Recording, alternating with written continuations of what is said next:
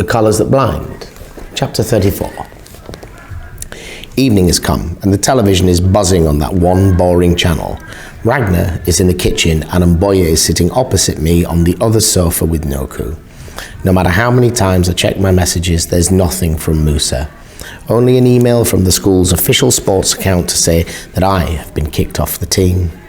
Something about missing too many days of practice and the inconveniencing of the rest of the team. I didn't read the rest of the email. There's no need, because I already got the message. I'm on my own.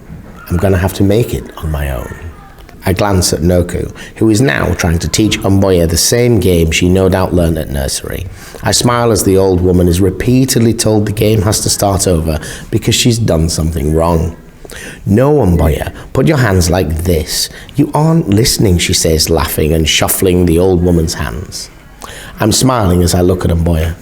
My eyes drift to the poem hanging on the wall, and though I glide over the words, I linger on the picture stuck there in the corner of the frame. The picture where Mboya is standing next to a young white man.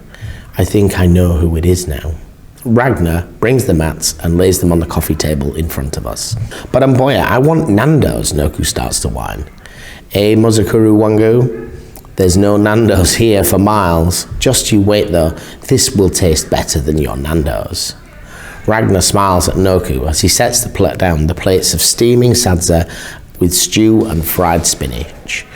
Noku glances at Mboya again and she becomes possessed with an unending series of yawns. She curls up on the sofa next to the old woman. I'm so sleepy now though, Mboya. Pun intended, she says, sending me into a fit of laughter. The one time she said she had heard Mukoma use the term, he had told her that it meant he was dead serious, the same way she is now about not eating the sadza. Mboya chuckles. She watches Noku, whose eyes are open only a little to see if her story is being bought.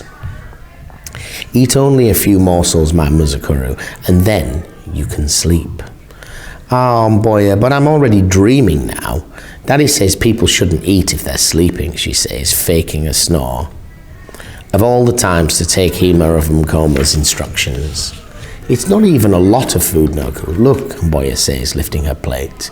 It's pointless. She should already know that she's not winning this one, especially because she doesn't have Mkoma's deep voice to scare the little thing. People can choke and die if they eat while they're sleeping, Mboya. You don't want me to die, do you? Mboya laughs, shaking her head. Till this day, I haven't met anyone who's won against Noku.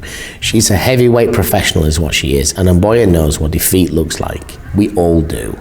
What about some rice? I think there's a little rice left from yesterday, no? Noku perks up. Well, am I eating or what? I'm a small child, feed me. Ooh, I beg before I go collapse and die. Her accent slides in, sending us into bursts of laughter. Mboya's eyes are teary with merriment. For the first time, her scars don't really scare me. They're there, a part of her, the same way her arms are a part of her.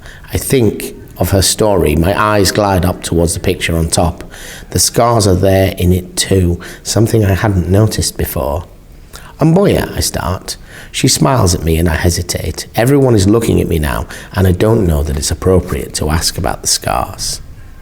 How does war start? I manage. I don't know where that question came from, but it worked because now she's smiling softly at me. Her phone rings and she glances at it before she answers me.